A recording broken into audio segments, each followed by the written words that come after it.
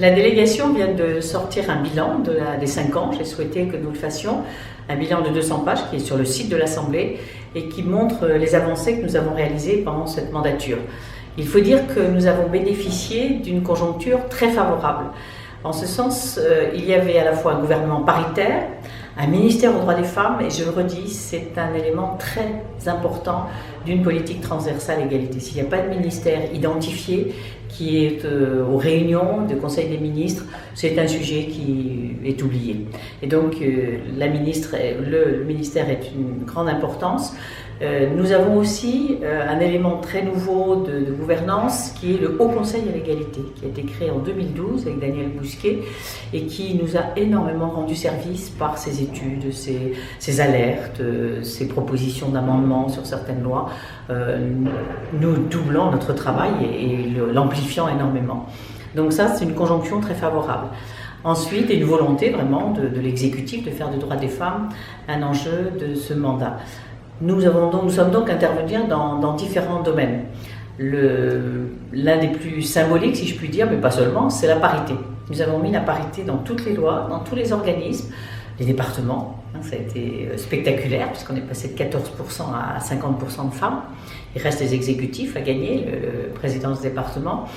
Les communes de plus de 1000 habitants, moi j'aurais bien aimé 0, mais on n'est pas arrivé à faire des listes, jusqu'à 0. Reste l'Assemblée. Tout le monde s'interroge sur 2017. Les pénalités pour les partis politiques qui ne présenteront pas autant de candidates que de candidats a doublé cette pénalité. Donc c'est une incitation financière très importante. On verra au résultat. Et puis, ce qu'on oublie parfois, c'est tous les organismes accessoires, les chambres de métier, les chambres de commerce, les hautes autorités, etc. Partout, la parité doit être recherchée. Les nominations des hauts fonctionnaires dans les hôpitaux, les rectrices, on a aujourd'hui 50% de rectrices, on ne sait peut-être pas. Donc, vraiment une féminisation des corps, de la responsabilité. Le deuxième enjeu est celui, il y en a plusieurs, mais celui des violences. On sait que c'est une domination masculine, on sait que c'est un grand facteur d'inégalité, les violences à l'égard des femmes, violences conjugales, violences au travail, sexisme, cybersexisme. Et c'est vrai que Najat Vallaud-Belkacem a voulu, en tant que ministre des droits des femmes, faire une grande loi en 2014, du 4 août 2014, très symbolique, et où on a augmenté cette lutte contre les violences, permis aux femmes de mieux porter plainte, d'être suivies, d'être écoutées, la formation de tous les acteurs. On a beaucoup travaillé sur les violences, il faut continuer à porter notre effort, ça ne sera jamais fini. Et on a aussi travaillé sur un sujet qui a émergé dans ce mandat-là, tout ce qui est le cybersexisme. Le sexisme au travail, le sexisme n'est pas notre genre, à la grande campagne du ministère, on a mis des améliorations dans la loi pour pouvoir porter plainte. On a demandé au CHCT de s'emparer de ce sujet et d'informer, de former les personnels, mais aussi tout ce qui se passe sur Internet, pour les plus jeunes comme pour les plus âgés. On a amélioré d'une part la prévention et d'autre part la manière de poursuivre les auteurs. On a aussi travaillé sur l'égalité professionnelle. Grand enjeu pour moi, c'est l'autonomie principale des femmes, lorsqu'elles peuvent travailler, lorsqu'elles peuvent avoir un salaire qui leur permettent de vivre, puisque nous avons beaucoup de familles monoparentales, il faut que les mères de famille puissent vivre et mener leur vie familiale. Et donc, on sait très bien que c'est la conciliation, l'articulation entre la vie personnelle et la vie professionnelle qui peut arrêter les femmes. Donc, la création de crèches a été un facteur important, mais aussi on a réformé le congé parental, ce qu'on appelle le prépare, et on a souhaité qu'il soit partagé. Pas encore à moitié-moitié. Là aussi, on est resté un petit peu, parce que c'était compliqué de franchir ce pas, mais on a permis à l'autre conjoint de prendre 6 mois, ou alors ces 6 mois sont perdus en congé parental. Donc on le voit bien, une volonté d'améliorer l'égalité professionnelle. Grand enjeu, la négociation. On a renforcé la négociation dans l'entreprise. Il y a eu un grand débat sur le rapport de situation comparée, qui en tant que tel, l'appellation n'existe plus, mais il y a une banque de données unique, une banque sociale dans laquelle on a remis tous les fondamentaux du RSC et aux partenaires sociaux de s'en emparer et de négocier. À chaque négociation, nous avons mis l'égalité femmes-hommes, l'égalité des salaires, la promotion, la formation. Donc, il faut que maintenant les partenaires s'en emparent et exigent que cette égalité finissent par arriver. À salaire égal, formation égale, on est passé de 10 à 9% de différentiel de salaire. C'est pas beaucoup, mais c'est un mouvement. Il faut qu'il s'amplifie. On a aussi travaillé sur les temps partiels, puisqu'on sait que ce sont surtout les femmes, 30% des femmes travaillent à temps partiel, elles ne le souhaitent pas forcément. Et on a amélioré pour ces temps partiels les retraites, puisqu'on dit que maintenant, au bout de 150 heures travaillées, il y aura un trimestre de compté. Donc oui, on a essayé d'aborder ce sujet de l'égalité l'égalité professionnelle, sous différents aspects pour vraiment faire avancer ce sujet qui, pour moi, est fondamental et qu'il faudra poursuivre. L'autonomie des femmes, la possibilité pour elles d'accéder à un emploi, à une formation et de pouvoir évoluer dans cette formation comme elles l'entendent sans être freinées parce qu'elles auraient des obligations familiales que n'auraient pas les hommes. Donc c'est un grand enjeu de société.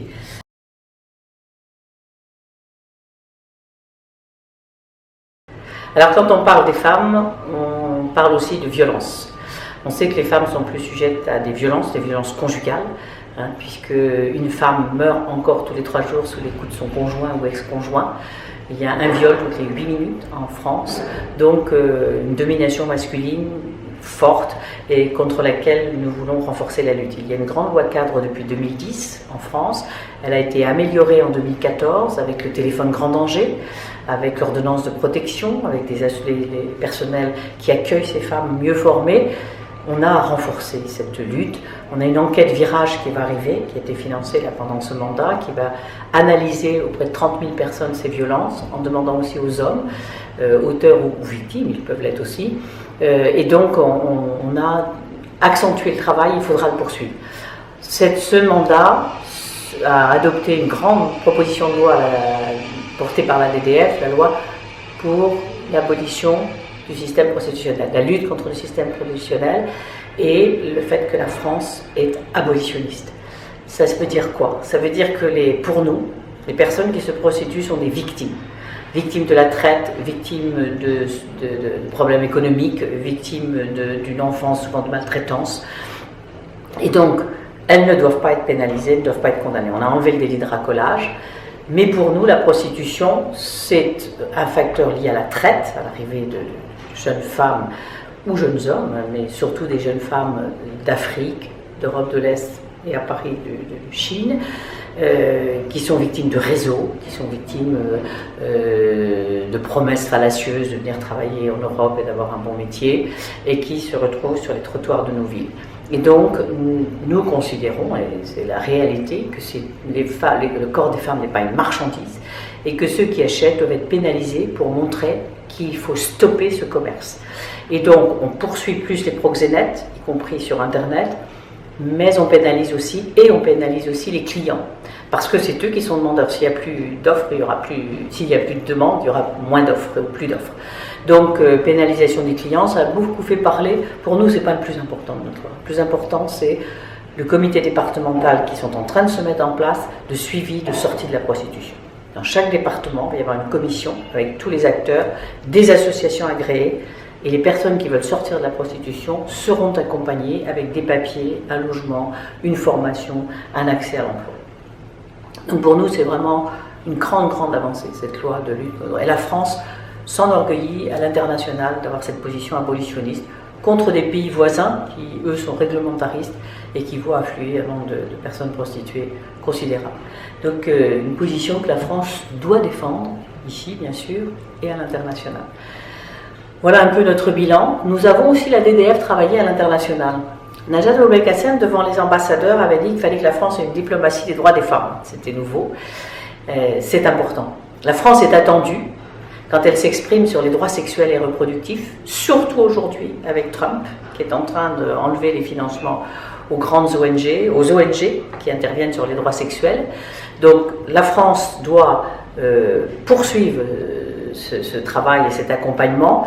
Et nous avons mis dans la loi, c'est la délégation dans la loi qu'enfin, le fait que l'aide française au développement doit être orientée autant vers les filles que vers les garçons, autant vers les hommes que vers les femmes, le ministère doit rendre des comptes genrés.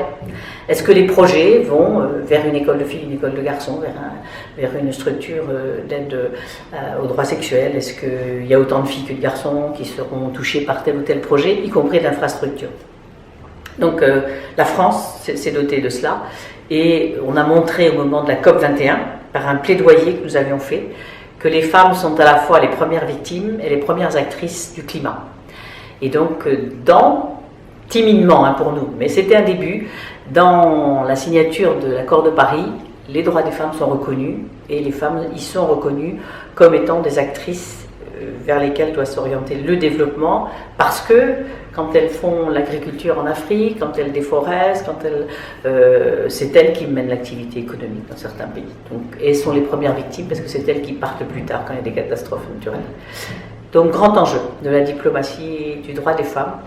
Et donc, j'espère que tout cela sera continué. Alors, je ne dis pas qu'on a tout bien réussi, bien sûr que non. On n'est jamais satisfait de son bilan, même si je le trouve plutôt positif, plutôt allant dans le bon sens.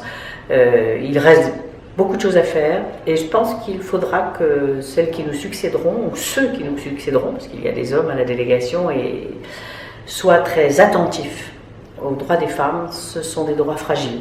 Ce sont des droits qui sont vite mis en cause, vite repoussés. On le voit bien aujourd'hui sur les alertes que nous avons sur le droit d'accès à l'IVG. On a beaucoup amélioré le droit sexuel, les droits d'accès à l'IVG, à la contraception pour les mineurs. C'est le ministère qui a pris de grandes mesures. On a amélioré aussi la loi en enlevant le délai de 8 jours obligatoire, la détresse, etc. Mais on le voit aujourd'hui, y compris en Europe, des pays comme la Pologne, Malte, l'Espagne, l'Italie, qui a une loi d'accès à l'IVG, mais qui a une clause de conscience qui fait que 80% des médecins le refusent. Donc, je pense qu'on n'a pas fini les combats, y compris les combats qui ont 40 ans chez nous, dont on pensait que c'était acquis. Malheureusement, si je puis dire, mais c'est aussi un espoir, malheureusement les droits des femmes ne sont jamais définitivement acquis. Donc à nos successeurs, à celles qui prendront le relais, aux nouvelles féministes, auxquelles on va rendre hommage, qu'on va faire parler à l'Assemblée le 7 mars, la veille du 8 mars, ces nouvelles féministes, à elles de prendre le relais de ces combats. Nous en aurons toujours besoin.